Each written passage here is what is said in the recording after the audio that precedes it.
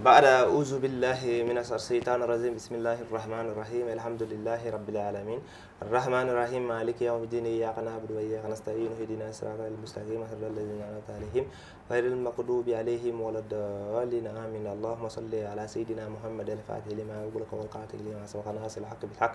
والهادي إلى صراطك المستقيم وعلى آله حق قدره ومقداره العظيم قال ربي اشرح لي صدري ويسر لي امري واحلل عقدة من لساني يفقهوا قولي تلبينا لله رب العالمين السلام عليكم ورحمة الله تعالى وبركاته امي او فو دانتي فولي مناني اكا ايميشن دامناني نو سبيشال رمضان ما شاء الله بيتاين تناكي باسي من نامبي دسنغا امي فولي كرا كرا كا كرنغرا كا دي انا نيما سو بلاجيلي ما كا فولي دي او يرما ابونو ياو كا بارو نكا watu kerengere ka fo ko bisi ka telepinal la ko ni special ramadan emission damena le bari mabi fo yere ci yere ke ko nyumana ambaw fo dante folimina o folu ko fe bi ankame ka wele bla anga molmatu flama masha Allah bi taytina ke basiye min nambina dese amina kuma sege anga molmatu foloma no e madame Traoré assalamu alaikum wa alaikum salam wa rahmatullahi wa barakatuh. ايوه مدام تراوري بيفولك لا ما شاء الله ما شاء الله مريم اننا ان ولي جابي اجارا اني كوسوبه الحمد لله ام بي فو دانتي فوليمينا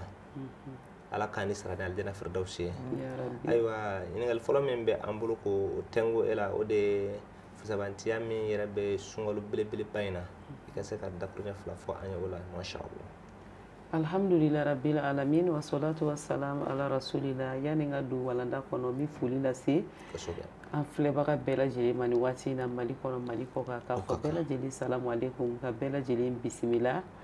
an ka kɛnɛ kan n'o ye spécial ramadan kɛnɛ ye Pinal TV sanfɛ alhamdulillah ka foli di télé in yɛrɛ baarakɛla bɛɛ lajɛlen ma ani maa o maa de kɛra sababu ye ka télé in di silamɛw ma ka foli lase u bɛɛ lajɛlen ma ka dugawu ɲini u fɛ ka dugawu kɛ kalo in ala ka timɛ ko ɲuman di an ma ala ka bato kɛ ko ɲuman nɔgɔya an bɛɛ ye télé in yɛrɛ Alahu taala ka barika don a la alhamdulillah rabbil alamin i ko ko sunkalo fusamantiya baw de bɛ nin kalo in na alhamdulillah k'a daminɛ fɔlɔ Alahu subhanahu wa ta'ala a b'a fɔ an ye a ka gafe sanumanba in kɔnɔ suratul bakara kɔnɔ ba'da a'udhu billahi minash shaitani rajim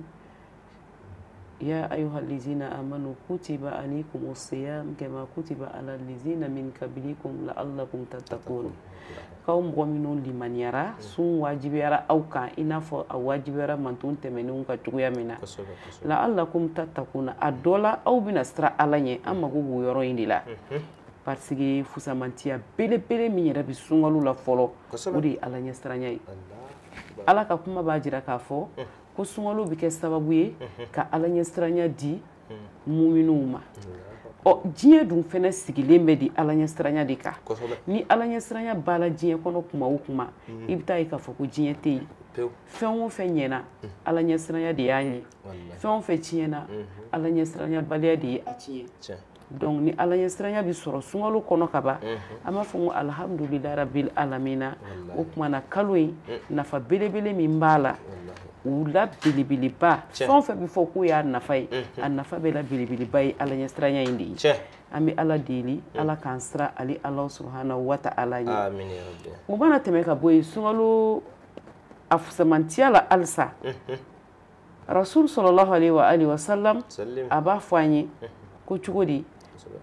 an Ubadata ibn Samit radiyallahu anhu anna nabiyya sallallahu alaihi wa sallam qala atakum ramadan shahru baraka yakhshakumullahu fihi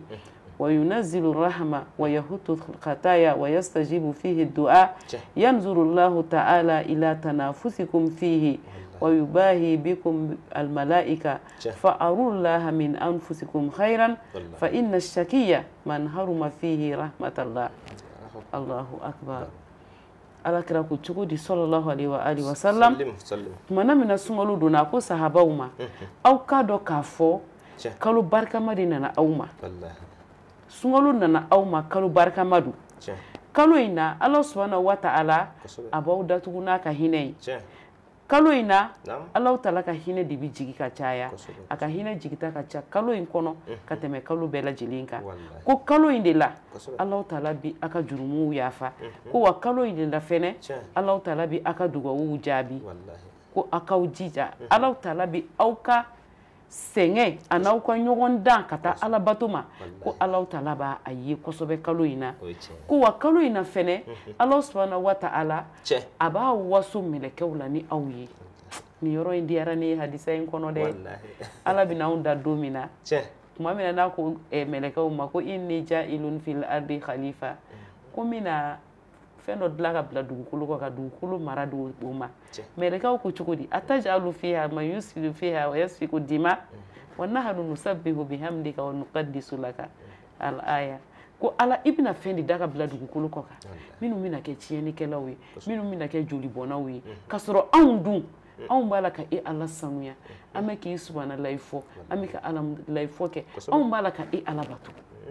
Ala ko ma cogo di inni a'lamu ma la ta'lamun ne bɛ min dɔn aw t'o dɔn o de la hadisa in kɔnɔ Ala kira ko Ala bɛna waso ni anw ye mɛlɛkɛw la a bɛna fɔ mɛlɛkɛw ye aw ye dugukolo kana lajɛ ne ka jɔnw lajɛ ni heure in na sisan ustaz bɛɛ lajɛlen dajalen don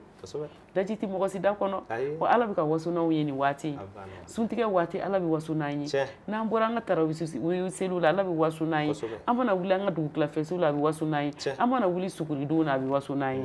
ya Rabbi Allahu Taala ka baara in kɛ ko ɲuman nɔgɔya an ye o kumana Ala kira ko cogo di hadisa in kɔnɔ tuguni fa arullaha min anfusikum khayra a ko a y'a to Ala ka ɲuman de ye aw la kalo in kɔnɔ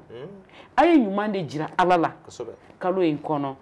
Allahu akbar a ko a k'a dɔn mɔgɔ kunnango de ye mɔgɔ ye mɔgɔ min balila ni kalo in hɛrɛ la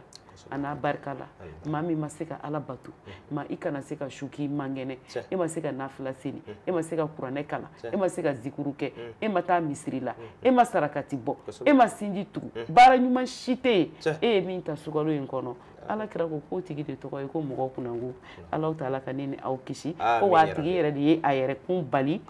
Allahu Taala ka hinɛ na halisa fusamandiya la tuguni Ala kira sallallahu alaihi wa sallam a ko cogoya jumɛn na ko Ala subhanahu wa ta'ala ko cogo di kullu amali ibn adam lahu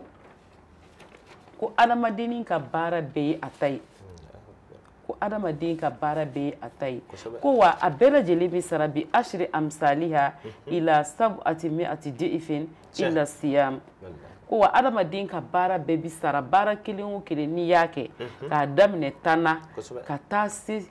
7,700 ma i ka baara baraji bi sɛbɛn nin de la ko fo n'a ye bɔ sunkalo la ko Allahu Taala ko cogo di fa innahu li wa ana ujizi bihi innahu taraka shahawata wa ta'amahu wa sharabahu min ajli Allahu akbar ko fo n'a ye bɔ sun na ko sun ye ale Ala de ta ye ko adamadennin y'a ka ji to yen k'a ka dumuni to yen k'a negela ko bɛɛ lajɛlen to yen ale Ala jati kama donc ko sun ye ale de ta ye donc ko li sa'im farhatani farhatun inda fitrihi wa farhatun inda liqa'i rabbih wala khulufu fami sa'im atyab inda la min rihil miski Allahu akbar ko ko cogoya jumɛn na tuguni Allahu Taala de bɛ ka kuma ta ko wa ko nisɔndiya fila bi sunbagatɔ ye ko tumana min na a bɛ k'a sun tigɛ a bɛ nisɔndiya ale sera bi ka sun Ala ye a sera k'a yɛrɛ minɛ a sera k'a yɛrɛ minɛ haramu ko bɛɛ lajɛlen na ko balijilen bɛɛ lajɛlen na a bɛ nisɔndiya Ala sera k'ale kɛnɛya a ka sun a bɛ nisɔndiya ale sunna bi alhamdulillah ko wa n'a y'ale kunbɛn ɲɔgɔnya don min na alikiyama don ale yɛrɛ bɛ segin ka Ala nisɔndiya tuguni ko wa an k'a dɔ fɛnɛ kɛ sun bɛ se waati dɔ ma wuladafɛla ma dumuni ma bila da kɔnɔ ji ma bila a kɔnɔ da kɔnɔna kasa bɛ bɔ k'o kasa in dɛ k'o ka di Allahu Taala ye ka tɛmɛ misiku kasa kan misiku ye alijinɛ suma dumanw de ye an tɛ se k'a kasa ni kasa duman suma ɲɔgɔn ma diɲɛ in kɔnɔ yan an tɛ se k'o suma k'a ka di Ala ye ka tɛmɛ o de kan a fusamantiya la halisa tuguni wa fihi laylatun khayrun min alfi shahr ko wa su kelen bɛ sunkalo in kɔnɔ fɛnɛ ko su in k'a ka fisa ni kalo 1000 ye n'o ye Laylatul Qadri ye Ala ka an kɛ ka a sɔrɔ Ala ka an kɛ k'a sɔrɔ Laylatul Qadri ni maa min y'a sɔrɔ a bɛ i n'a fɔ i ye san 80 ani san 3 ani kalo 4 i y'o bato de kɛ wa a bato bɛɛ lajɛlen minɛna fɛnɛ a y'a dɔn ni mɔgɔ min si m'o hakɛ bɔ e ka bonisi ma to Alahu subhanahu wa ta'ala bolo Alahu ta'ala ka limaniya di an ma donc nin ye fusamantiya damadɔ ye sunkalo la an ye min fara ɲɔgɔn kan alhamdulillah o lase nin waati in na hakilima bi a ta nin kɔnɔ hakilima b'a ka ta nin kɔnɔ Ala ɲɛ siranya jɔn nin bɛ courage don a la nin bɛ fanga don a la a ka se ka baara kɛ walasa a ka se ka nafa sɔrɔ sunkalo in kɔnɔ Alahu ta'ala k'an bɛɛ sababa amin ya rabbi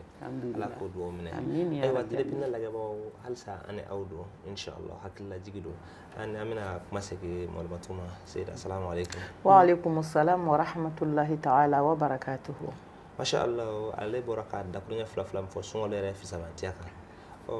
sinji yɛrɛ jɔyɔrɔ ani sinji yɛrɛ fisabantiya in kɔnɔna na sunkalo belebele in kɔnɔ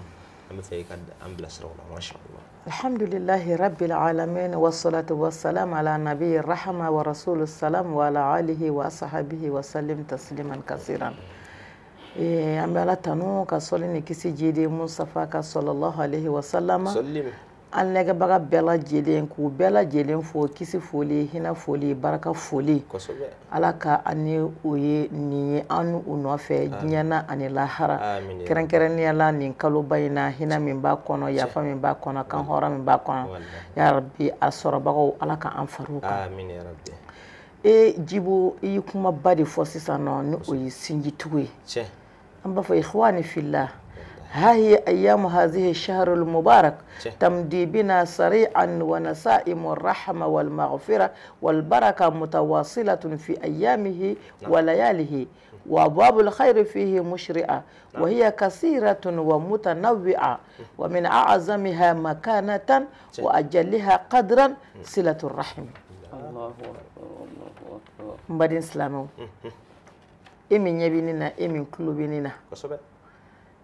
an filɛ nin ye Ala ka donbaw de la kaloba kɔnɔ kalo min ni kalo barakaman don kalo min n'a bɛ ka teliya ka taa ni an ye nka Allah subhanahu wa ta'ala ka hinɛ carilen don a kɔnɔ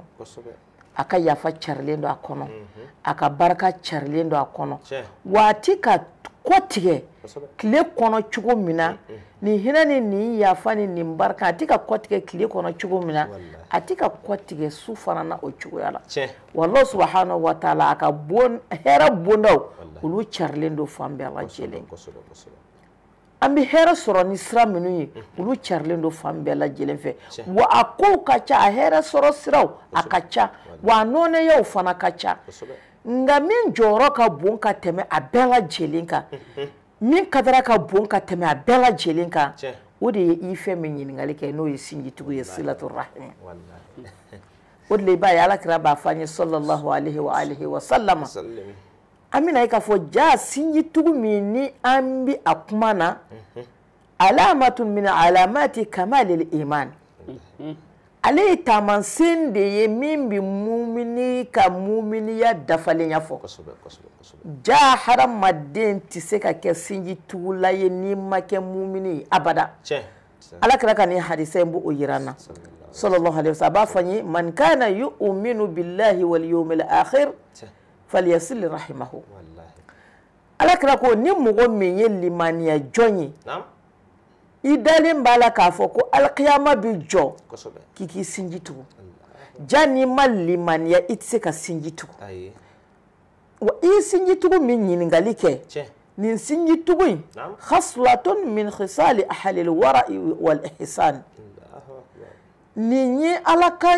Ala ɲɛsiranya jɔnbaw minnu banna diɲɛ na k'u kɔ don diɲɛ na k'u ɲɛsin Allah subhanahu wa ta'ala ma nin ye olu ka taamansen de n'i ma kɛ Ala ɲɛsiranya jɔnba ye i tɛ se ka kɛ sinjitugula ye wa n'i ma kɛ mɔgɔ ɲuman ye i tɛ se ka kɛ ni sinjitugula ye hali sisan sinji min yanni an k'an da don a la an ka jɔyɔrɔbaw de fɔ fɔlɔ wa min awjabil wajibati Ala ye fɛn minnu wajibiya an kan o wajibiya fɛn ninnu na sinjitugu b'olu cɛ la wa azamu at-ta'ati ala batu minun ka bon sinjitigu bu ulula wal qurbati fe minun bi ansurunya Allah subhanahu wa ta'ala sinjitigu yu odode wa min ajallil ibadati ala batu minun jora ka bon sinjitigu abu uludela wala amali as-salihati ani baranyum utma fe min bita uti fende nyede وقص الله سبحانه وتعالى بنافاني وعبدوا الله ولا تشركوا به شيئا وبالوالدين إحسانا وبذي القربى الآية ستي الله بنافاني كان علي الله ينبتو علي الله باتو لين كوفي أنا نفوي فرا علي الله كان idara ni na tumamna kafo ko ala ekelenyi batu fen fuiti ufuna kera ala kelenyi ala min jenyogonti ala lam yalid wa lam yulad wa lam yakul lahu kufuwan ahad akelendo aka masaya kono jenyogontala deme bagati ala ni ndoni kofe ala ko kika munke wabil walideni ihsana sinji yara sababu bina bominuna no yi masaflai kika nyuma yake ni masaflani o temene ko kika munke wabizil qurba isinji minun ka suru ila jibo ma chama filile be ni yoro ina de aw yere fe ni ma min ti bakilin fakilinyi ko ti sinji ma famu kasoro sinji ba damine ibora ifamina fayin ni fenwo fenyi bakilinyi fakilinyi ani fen fon bi bala uti fala ani fen fon bi fala uti bala fen fon bora ulu fanana ni bela jeli fo ni bela jeli me ko sinji wa ibba fana bitino ibba ni minun bi bani fala ani do bi se ka ka ubi bala uti fala ani do bi se ka ubi fala uti bala ani minu ye chefla denya ani minu ye musufla denya ulu fana de ni bela jeli ni sinjidi ikanka ni bela jeli ndi tu ikanka nyuma yake ni bela jeli ndi ala yera batulen kofe kaka kelebanti ya sigi ama ala bina bara min fanyi o sinji tugudi bas hali ka nyuma yake masanu ni o sinji tugu dodi kono utuma sinji tugu ye femiye tulanga fente itina do woni ti sogo ne bi se sisa ne afo muka do yorom na ku do na ti bi ko ne ka kuma ma ka fuye ayi yoro ta no zan sa do an woto no ado ti ne ka wala ale kunga ka da tukule ne ruda wuri kama yayi afi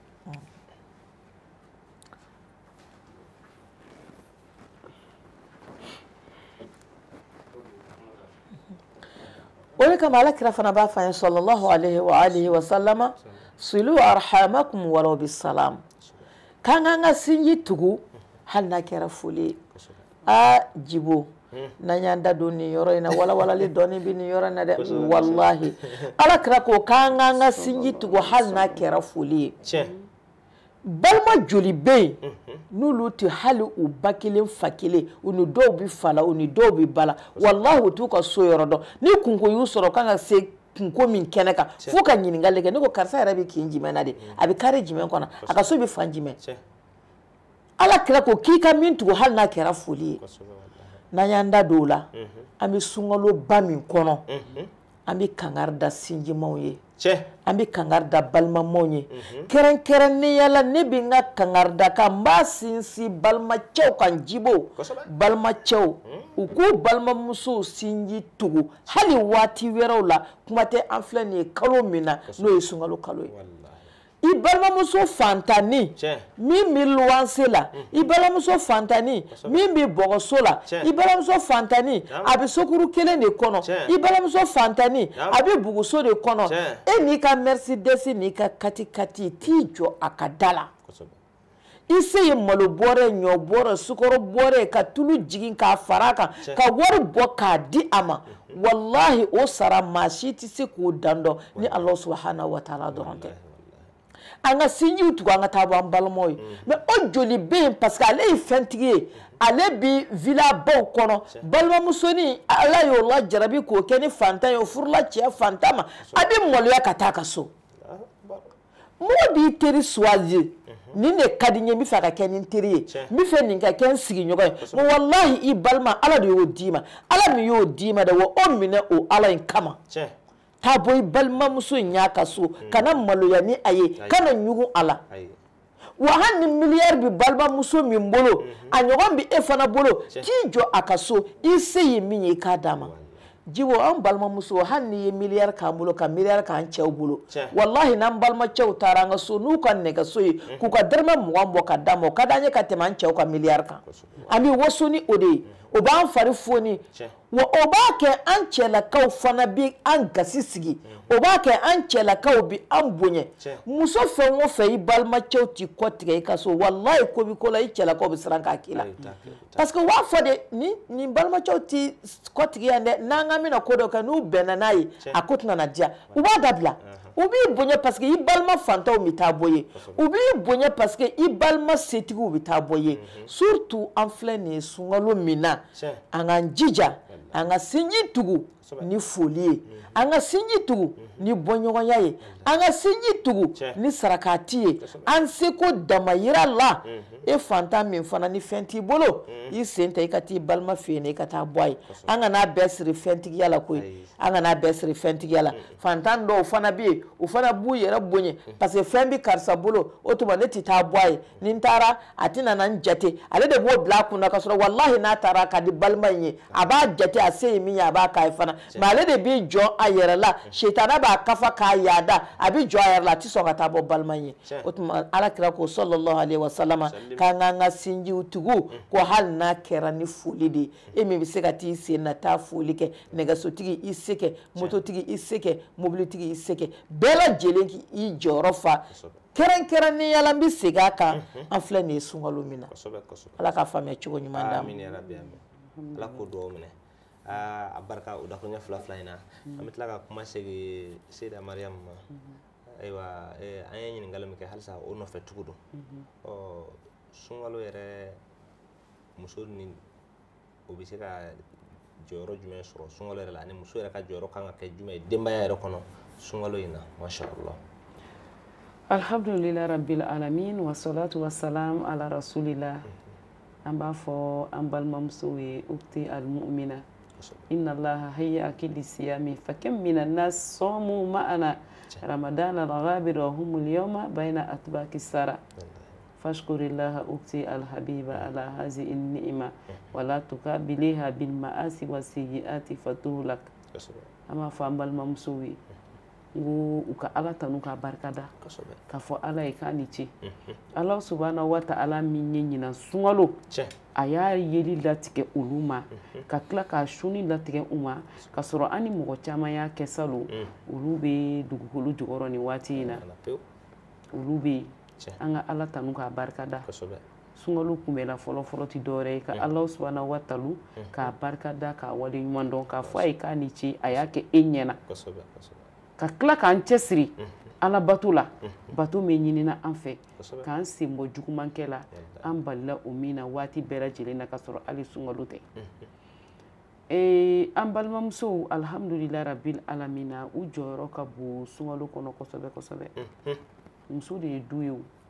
muso yɛrɛ de ye a bɛɛ ye ni muso ko yɔrɔ bɛ ɲɛ a bɛ ɲɛ kojugu n'a ko k'a bɛ tiɲɛ fɛnɛ a bɛ tiɲɛ k'a fɔ an balimamusow ye sunkalo la fɔlɔ u ka se u yɛrɛbakun na u ka se u yɛrɛbakun na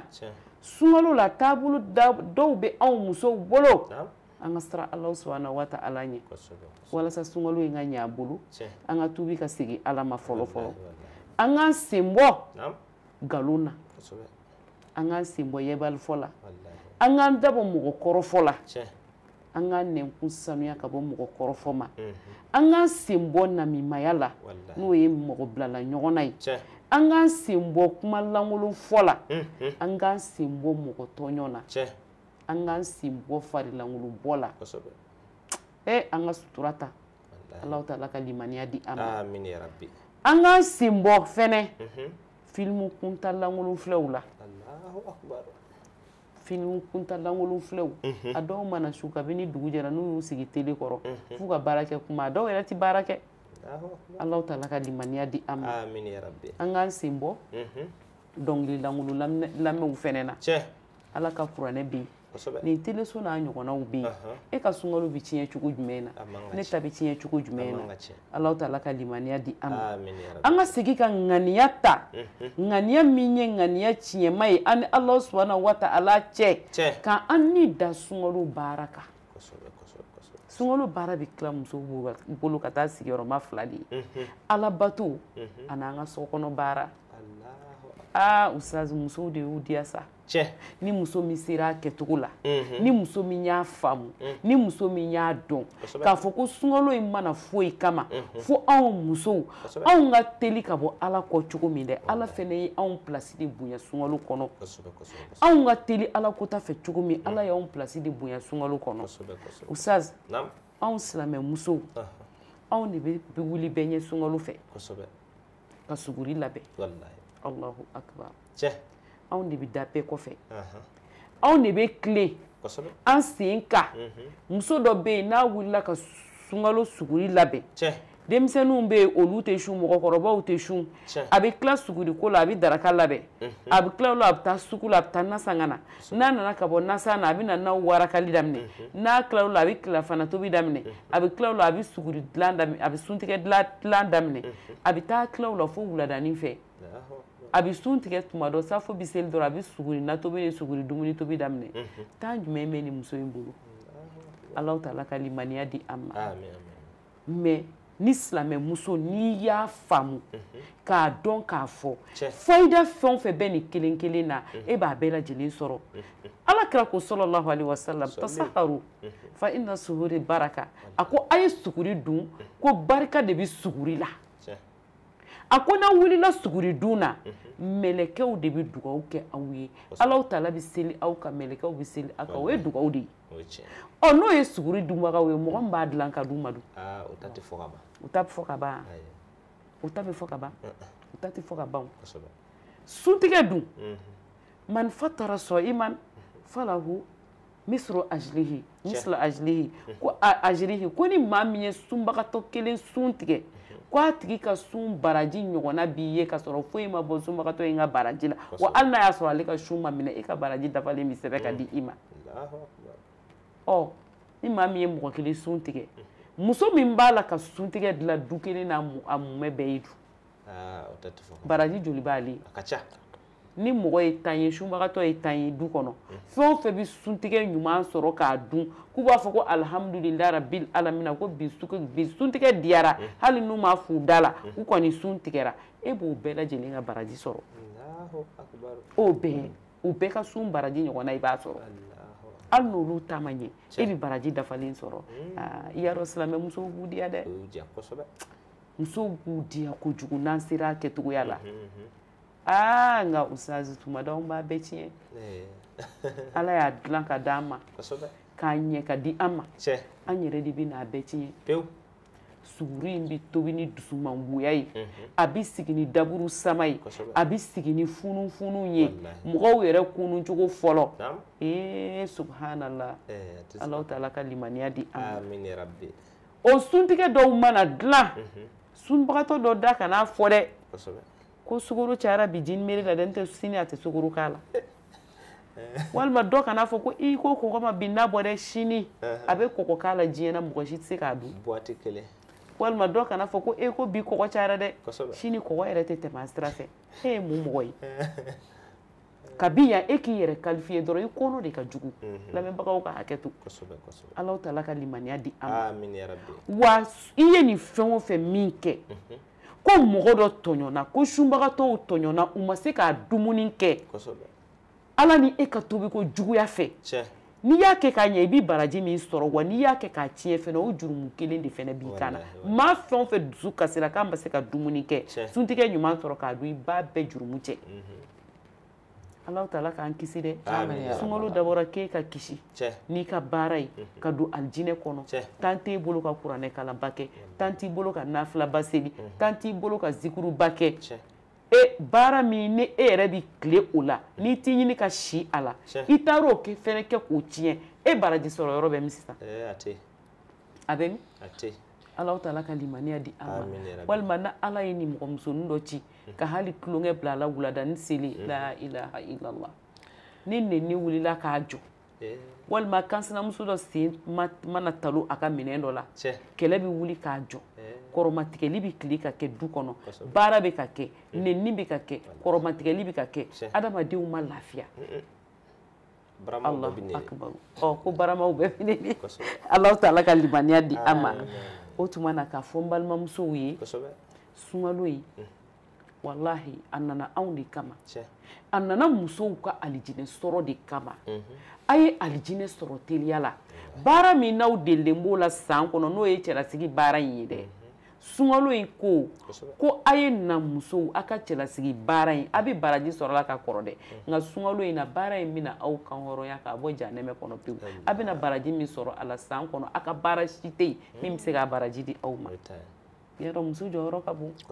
Alahu taala ka limaniya di an ma wa ustaz n balimamusow k'a bila u kunna olu de bɛ se ka du sunkalo diya olu de bɛ se k'a goya u bɛ se k'a ja u bɛ se k'a goya wallahi hali n'a y'a sɔrɔ la sɔrɔ tɛ du kɔnɔ se tɛ dutigi ye a seko ye mɔnini min ye ɲɔni min ye i b'o mɔni min tobi ka kangalibanin min wuli kini min mana tobi o de bɛ dun sufɛ o de bɛ kɛ suguri ye alhamdulilahi rabbil alamina muso ɲuman a bɛ nin kɛ ni nisɔndiya ye a b'a kɛ ni farifoni ye a bɛ kuraji don dudenw na ni ale yɛrɛ kɛcogoya ye wallahi dutigi ka sɛgɛn tɛ dɔn a ti dɔn ko fɛn tɛ du kɔnɔ a ti dɔn musow an ka ɲɛ sa fɛn min anw bɛ ɲɛ an yɛrɛ de ye fɛn min nin baara ninnu an b'a bɛɛ k'an yɛrɛ de ye an k'a bila an kunna dɔrɔn k'an tɛ k'a kɛ cɛ kama min y'an furu k'an tɛ k'a kɛ buramuso kama an tɛ k'a kɛ burankɛ kama an tɛ k'a kɛ nimɔgɔw kama an tɛ k'a kɛ denw kama an b'a la k'a kɛ an yɛrɛ bakun de kama an ka alijinɛso de don an ka siniɲɛsigi de don Alahu taala ka limaniya di an ma n tun ye dɔɔnin ye k'a fɔ an balimamusow ye u ka se u yɔrɔ la an ye kuma min fɔ kuma jugu ni kɛlɛ ni fɛn minnu fɔ alakira ko ten sallallahu alaihi wasallam man lam yada qawla zur la hajata lahu fillahi an yada ta'amahu wa sharabahu fi ma'na al-hadis ko ni maa min ma kuma lankolon fɔ dabila i sunnen i ma kuma jugu fɔ dabila i ma kɔrɔmatigɛli dabila i ma mɔgɔkɔrɔ fɔ dabila i ma nɛni jugu dabila ko ala mago t'a la i k'i ka ji n'i ka dumuni to yen kɔngɔlamu y'i fu kuma in kɔrɔ de y'o ye e sunnen don mɔgɔw ma lafiya dɔ bɛ nɛni yan fɛ dɔ bɛ kɔrɔmatigɛ yan fɛ kuma jugu bɛ fɔ dɔ ma yan fɛ dɔ bɛ jaabi kumakan jugu la yan fɛ hali ni nimɔgɔnin nana tulonkɛ k'a fɛ gawamuso a bɛ cogo di kumakan jugu bɛ seri o kan ɲɛ kumuniba ko n'i ma se ka kuma jugu fɔ dabila i sunnen e ma se ka nɛni dabila i ma se ka kɔrɔmatigɛli dabila i ma se ka mɔgɔkɔrɔ fɔ dabila ko ala ka sira foyi tɛ e ka sun na k'ale ka n'i ka ji n'i ka dumuni to yen Alahu taala ka limaniya di an ma ala kira b'a fɔ o de la ruba sa'imin ma lahu fi sawmihi illa al-atash wal-ju' ko sunbagatɔ dɔ bɛ yen ko foyi t'a ye a ka sun kɔnɔ fo a ye kɔngɔ ni minɔgɔ min kɛ dɔrɔn ala k'an kisi u ma ala k'an kisi u ma o ye dɔɔnin ye k'a fɔ an balimamusow ye ayiwa halisa an bɛ segin ka na Seyida sinji ko in do koyi bari sinji a kuma cayalen don jamana in kɔnɔ bari dɔw ta kɛn bɛ dɔɔnin dɔnko ma ye dɔw ka sinji bɛ kasila su ani tile k'a sababuya kɛ u ka sinji yɛrɛ tigɛ b'u la masaw bɛ balo la k'a fɔ masaw ta o tɛ dɛ masaw yɛrɛ bɛ balo la sinji yɛrɛ tigɛ b'u la maa min ka baara kɛra sinji tigɛ ye e bɛ mun de sɔrɔ k'a fɔ o ye ala kɛra ka kumaw na ani Alahu subhanahu wa ta'ala yɛrɛ ka kumaw la ani maa min fana sinji tu i bɛ mun fɔ olu fila bɛɛ o mɔgɔ fila bɛɛ ye alhamdulilahi rabbil alamina nin babu in a fɛrɛlen don kojugu jibo i ye min fɔ sinji kasilen don anw fɛ yan anw de b'a ye yan silamɛ e ko la ilaha illallah muhammadur rasulullah sallallahu alaihi wasallam ne fana ko la ilaha illallah muhammadur rasulullah sallallahu alaihi wasallam mais an silamɛ kelen anw de kelen ka an ka sinjiw tigɛ mun kama ko silamɛya kɔnɔ ne ka taabolo ni e ka taabolo ma kɛ kelen ye la hawla wala quwwata illa billahi al-aliyyil azim o tuma ne ko minnu bɛ nin baara kɛ e banna ka seli i balimacɛ ka misiri kɔnɔ ko parce que fo seli heure bɛ tɛmɛ a dɔ kan n tɛ don nin misiri in kɔnɔ parce que an ka taabolow tɛ kelen ye sinjimaw tigɛlen don bɛɛ kelen fa kelen ɲɔgɔn u ti kuma ɲɔgɔn fɛ ko parce que k'an ka taabolow ti kelen ye u ti taa ɲɔgɔn kunkɛ ko parce que an ka taabolow ti kelen ye fɛn bɛ min bolo a banna k'a di fantan ma ko parce que k'o ma sɔn ka don ale ka taabolo la ka sɔrɔ rasulu sallallahu alaihi wa sallam al-qudwatul hasana an bɛ ale lajɛ sallallahu alaihi wa sallam ale min ye anw ka jafilinan ye ni ala kira lajɛ k'i ala dege i ka baaraw la i ka diɲɛ bi ɲɛ i ka baara i ka lahara bi ɲɛ n'an ye kira lajɛ sallallahu alaihi wa sallam a furumuso dɔ bɛ yen ko asma'u bintu abi bakrin tuma min na n'u bɛ medine asma'u furulen don ala kira de ma sallallahu alaihi wa sallam a ba taara medine ka taa bɔ a den ye mais a ma jigin ala kira ka so de sallallahu alaihi wa sallam parce que u ti taabolo kelen ye a fana ye u ka diina bonya a jiginna yɔrɔ wɛrɛ la mais a ye mɔgɔ ci ka taa di ma nana n bɛ medine i ɲɛnafin bi na n b'a fɛ k'i ye asma'u binti abi bakrin ale taara jɔn fɛ yen a taara rasulu fɛ yen sallallahu alaihi wa sallam a ko ala kira ma ko n ba nana n nɛgɛ bi n ba la n ba dun ye mushrikatu de ye dɛ kafiri don a ti seli a ti sun filankafo don n'a fɔra kafiri a bɛɛ lajɛlen bɛ a la a ko ala kira ma sallallahu alaihi wa sallama a ko n bɛ se ka taa n ba lajɛ wa rasulu lajɛ sallallahu alaihi wa sallama ala kira kama na'am sili ummak fa amaraha alayhi salatu wassalam bi silatiha wa hiya kafira ala kira ko asma'u ma ko ta i ka taa bɔ i ba ye ba jumɛn ko don n bɛ segin a kan ba kafiri rasulu ma den bali abada a k'a ka sinji tugu ko parce que k'u ti taabolo kelen ye ani ti diina yɛrɛ la mais ala kira ye sira d'a ma ko ta i ka taa ka taa bɔ i ba ye mais mun de kama anw bi an ka sinjiw tigɛ ko parce que an bɛɛ lajɛlen ye silamɛ ye mais ko anw ti taabolo kelen kan ne ma se ka nin de faamu Djibo wallahi faamu dɔgɔya don i b'a sɔrɔ i y'a fɔ cogo min na ba bi balo la fa bi balo la mais ala ni taabolow fɔra ɲɔgɔn kɔ ninnu b'u ka daga fara an ti tobili kɛ ɲɔgɔn fɛ tuguni an bolo ti don minɛn kelen kɔnɔ tuguni parce que e ye taabolo dɔ ye ne ye taabolo dɔ ye ala kira dun ma den bali a k'a sinji tugu parce que ko ba ye mushrikatu ye o tuma sinji tugu wallahi ala kira sallallahu alaihi wa sallama a ma dɛdɛ a kan Abdullah ibn Salam a ko tuma min na ala kira nana medine sallallahu alaihi wa sallama mɔgɔw b'a la k'a fɔ fɔ ɲɔgɔn ye qadima rasul alaihi salatu wassalam k'ale bɔra ka taa i kun dengu ka taa ala kira lajɛ sallallahu alaihi wa sallama a ko tuma min ale ye ala kira ɲɛdɛ sallallahu alaihi wa sallama araftu anna wajhahu laysa bi wajhin kazzabin a ko n ye Mustafa ɲɛdɛ tuma ne y'a dɔn k'a fɔ nin ɲɛdɛ nin tɛ kafiri ɲɛdɛ ye wa kana awwala shay'in takallama bihi an qala ya ayyuha an-nasu afsu salama wa at'imu ta'ama wa silu al-arhama wa sallu wan nasu niyam tadkhuluna al-janna ko ala kira ka kumakan fɔlɔ a donnen medine tuma min na k'a ka kumakan fɔlɔ kan ne ya ayyuha an-nasu ne kan bɛ aw mɔgɔw ma afsu salama ay foli cari aw ni ɲɔgɔn cɛ ima ala kira kama hadisa dɔ la sili arhamakum walaw bis salam foli bɛ sinji tugu foli bɛ balimaya dilan a bɛ sigi dilan a bɛ cɛ ɲɔgɔnya dilan a ko wa at'imu ta'ama a ye ɲɔgɔn la dumuni se bɛ minnu ye a ye dumuni di mɔgɔw ma se ti minnu ye a ye mun tugu o la wasilul arham ka kɔn ka sinjiw tugu sinji tugu kɔfɛ a ko min wa sallu wan nasu niyamun a ye seli tuma min na ni mɔgɔw b'a la ka sunɔgɔ o ye sufɛ nafila ko ye kɛrɛnkɛrɛnnenya la an filɛ shaharul baraka min na ala k'a caman kɛlen nɔgɔya ɲɛ a ko ni nin baara ninnu kɛra a ye foli cari aw ni ɲɔgɔn cɛ aw ye ɲɔgɔn ladumuni aw y'aw ka sinjiw tugu aw wulila ka seli waati la waati min n'a y'a sɔrɔ mɔgɔw bɛ sunɔgɔ la a ko tadkhuluna aljanna k'aw bɛ don aljɛnɛ kɔnɔ aljɛnɛ don man gɛlɛn dɛ wallahi a man gɛlɛn n'i y'a gɛlɛya i yɛrɛ bolo dɔrɔn a bɛ gɛlɛya i sinji tugu bani i ka hɛrɛ kɛ i sinji ye n'an ko sinji tugu bɛ kɛ ni ko damadɔ ye o dɔ ye mun ye ziyaratul arham wa tafaqutu ahwalahum ta ikata bo isinjiwe ne mata isinji nkaso e ba don chugodi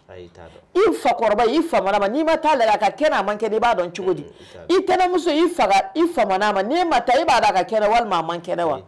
ako kika to ka ta bo uye ni tarabu e buka la har yaw ni ba don wallahi to modole bita soro ifa korake abanana foka dese me telme ifa manuma itita buye eta ka bana kalama adole ba soro dem num babula hali setu ye katana docteur sola me etara buye etara soro ifa mankene sebi edunye directement iba te bitana docteur sola ibita furake ibi sebi ala jelenke na ni yere tala ala ba akisi fana me ni etu mata est ce que etu misika akisi adole bita buye wallahi ba soro ko courant tigale no ubi dibila mais etale ne esomina ka ya ampulma mena ventloti ala har nu wa fi ibna don ka foko courant tigale no ibi ka fereke ibi nyingali ke etmo munde bi ventloti ala ampulu awu dibila de munde bi anga courant tigale ko abi clé dama do abi kalo dama do ibi se ka sara parce que horon do bi ubi saka soro umu da ka delike mais ne etarabu ye buka la harayo do ako ni tarabu ye ku ka la harayo do sinji bituguni sira jimenye makoroba minum bu cere wa tawqiru kabirihim iku la makoroba iku bunya uni min kan ikake wa rahmatu saghirihim wala fitininu ikahinula te ala ibtabi balom so do modla wallahi ba sura dini ka ekoli chinyana aya falla ka do privé la adesara wal ma ya do madrasa la adesara wal ma ya do qur'ana kala na adesara etara ermina o erti demseni soro ye sokono itara soro denti dembi no karsa kera chugodi aba kungolo biri modla fa ba to ninge ne desara ka kalan sara o ya ge wa soro sebi ibi hina den yere la parce que ka avenir bi kalan de bolo iba don kalana mais ne tumata est ce que e bodo balon so ndun daka giri ale ti se ku fo ala bilibile baye munyi na mbo keni kuma labanye walma kuma sabananye mami ya tigila sinji la ika ituula ninde sinji tugo nabiyul hakim ba fanye ako sinji tugute ka fo ibalma mi au kadi nyogonye ibita ka so abiti ka so na kun sera abadi ma ibadama ako ayiko ti sinji tugula ye jonye balma mi ya tigila tita ka so ki sente ka ta ka so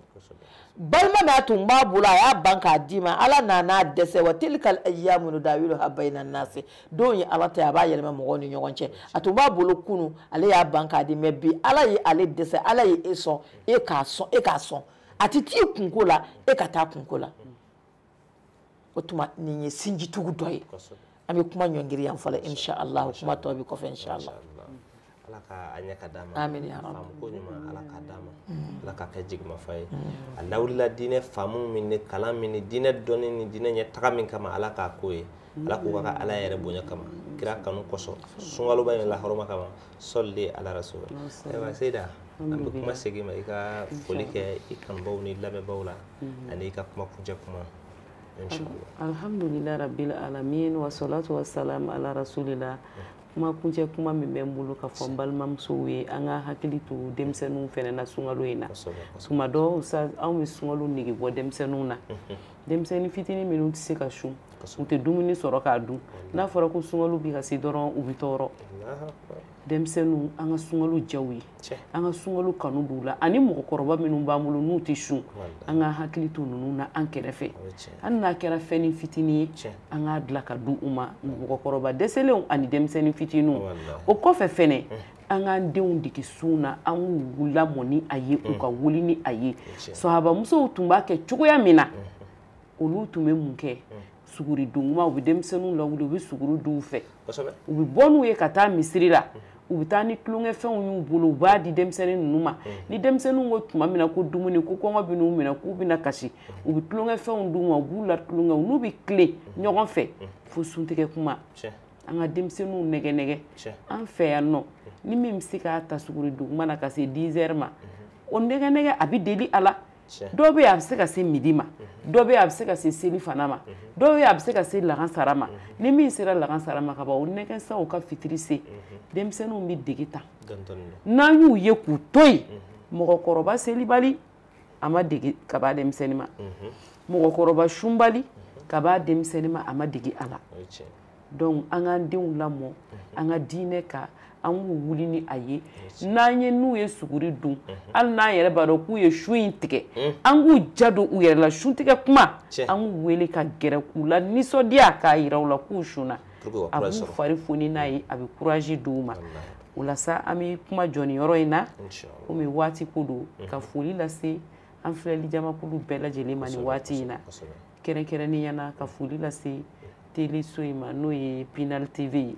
k'a daminɛ a ɲɛmaa b'a la fo ka taa se a mɔgɔ laban ma ka foli lase e yɛrɛ ma i ka timinandiya n'i ka baara kɛ ko ɲuman na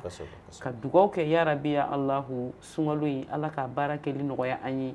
ka Ala ɲɛsiranya n'a farifoni a n'a kɛnɛya a n'a musakaw Alahu taala k'a bɛɛ nɔgɔya an ye wa sallallahu ala sayyidina Muhammadin wa ala alihi wa sahbihi wa sallim tasliman alhamdulillah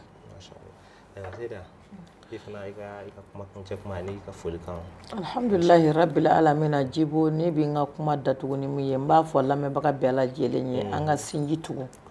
an ka sarakati bɔ an sinji fantanw an ka duma alakira ko sallallahu alaihi wa alihi wa sallama a ko ni sarakati di i sinji ma e bi baraji fila de sɔrɔ i bi sarakati baraji sɔrɔ i bi sinji tugu i b'o baraji sɔrɔ mba fɔ an ka sinjiw tugu an donna somaw fɛ an donna domaw fɛ an taara muru fɛ an ye garisɛgɛ fura caman ɲini k'a sɔrɔ garisɛgɛ fura alakira b'a fɔ an ye sallallahu alaihi wa alihi wa sallama a ko ni mɔgɔ min b'a fɛ i garisɛgɛ ka foni a ko i k'i sinji tugu ni mɔgɔ min b'a fɛ i kɔ ka dilan a k'i ka i sinji tugu o tuma an kana taa ɲini yɔrɔ jan na an k'an sinjiw tugu an ka sarakati bɔ surtout kɛrɛnkɛrɛnnenya la alakira ko sallallahu alaihi wa sallama sarakati ka ɲi waati bɛɛ lajɛlen na mais ko sunkalo kalo sarakati o fana baraji ka bon o hɛrɛ ka ca ka tɛmɛ a bɛɛ lajɛlen kan ala k'an kɛ sinji tugulaw ye télé Pinal ɲɛmɔgɔ an ka foli bɛ a ye fɛn o fɛn bɛ baara kɛ Pinal kɔnɔ an ka foli b'a bɛɛ lajɛlen ye kɛrɛnkɛrɛnnenya la ni dencɛ yɛrɛ Jibo an bɛ a fo ka duwawu k'a ye ka tila ka duwawu ɲini a fɛ a bɛ cɛsiri ni jija min na diinɛ carinni na ani diinɛ dɛmɛni na ya rabi ya Alahu ala k'a si d'a ma ala k'a kɛnɛya d'a ma kalo in fana hinɛ min b'a kɔnɔ ala kana an fa kɔ yafa min b'a kɔnɔ ala kana an fa kɔ kan hɔrɔnyali min b'a kɔnɔ ala kana an fɔ a kɔ ya rabi ya Alahu hɛrɛ bɛ suru minnu kan ala k'an fara o jamakulu sanumanw kan ala k'a musakaw nɔgɔya an ye an bɛ bɛɛ lajɛlen fo an b'a fɔ wassalamu alaikum wa rahmatullahi ta'ala wa barakatuhu ayiwa ni de tun ye aw garisɛgɛ ye bi télé Pinal lagɛbagaw ka foli badabada foli di aw bɛɛ lajɛlen ma ka tila ka foli kurakuraya ka di an ka ɲɛmaaba ma n'o ye Sɛk Umaru ye fo ka na kɔ la an bɛ Solo Jalo ninnu an bɛ ani Salimu Jara an bɛ bɛɛ lajɛlen fo sunkalo in a timɛ ko ɲuman ala k'a dan bɛɛ lajɛlen ma a musaka n'a farifoni n'a kɛnɛya n'a se ala k'a di nka ko kelen min jɔrɔ bi nana mɔgɔ minnu bɛ yen ni olu bɛ sun sɔ la o sɔ in na sɔ sun a ma nɔgɔ dɛ bari a bɛ jinɔgɔba bɛ a tigilamɔgɔw sɛgɛn donc minnu bɛ sun sɔ la ala ka sɔko in ala ka a tulu ko a n'a jaba ko ala ka bɛɛ lajɛlen nɔgɔya ala ko ka ala kama kira kanu kosɔn sɔli ala rasul billahi minash shaitanir rajim bismillahir rahmanir rahim alhamdulillahi rabbil alamin arrahmanir rahim maliki yawmiddin iyyaka na'budu wa iyyaka nasta'in ihdinas siratal mustaqim siratal ladzina an'amta alaihim ghayril maghdubi alaihim waladdallin amin allahumma salli ala sayyidina muhammad al-fatih lima ughliqa wal qatil lima sabaqa nasil haqqi bil haqq wal hadi ila siratikal mustaqim wa ala alihi haqqan qadrihi wa miqdarihi al-azim subhana rabbika rabbil izzati ما يصفون وسلام على المرسلين والحمد لله رب العالمين أيوة أكمل واتدما ما شاء الله